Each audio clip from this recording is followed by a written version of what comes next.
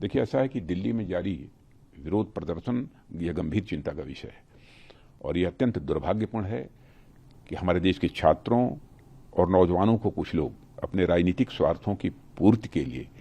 एक राजनीतिक औजार के रूप में इस्तेमाल करने का प्रयास कर रहे हैं। प्रधानमंत्री मोदी जी के नेतृत्व में हमारी सरकार विद्यार्थियों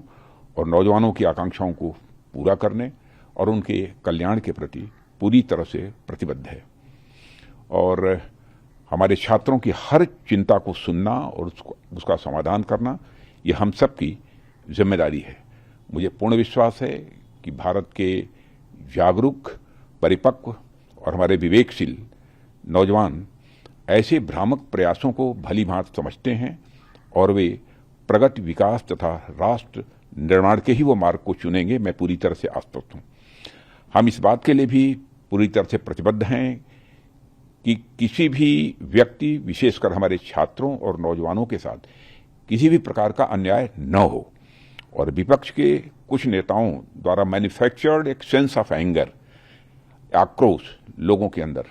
केवल जनता, विशेषकर बच्चों के नौजवानों को भ्रमित करने और गुमराह करने का मैं मानता हूं कि यह असफल प्रयास है। युवाओं की भावनाओं और उनकी चिंताओं के प्रति हम पूरी तरह से संवेदनशील हैं और यह संसद का सत्र इस समय चल रहा है। सरकार ने हर मुद्दे पर सार्थक बहस करने की भी बात की है और कई बार अपनी बात को दोहराया भी है, मगर विपक्ष संसद में नहीं बल्कि सड़क पर मुद्दों का समाधान करने का मैं मानता हूं अनुचित प्रयास कर रहा है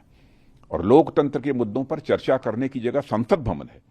जहां विपक्ष अपनी बात कहने के लिए पूरी तरह से स्वतंत्र है। इसलिए यदि विपक्ष गंभीर है तो मौजूदा मानसून सत्र को सुचारू रूप से चलाने में व्यवधान न उत्पन्न करे और संसद में जिन भी मुद्दों पर वह चर्चा करना चाहता है वो मुद्दों पर चर्चा करे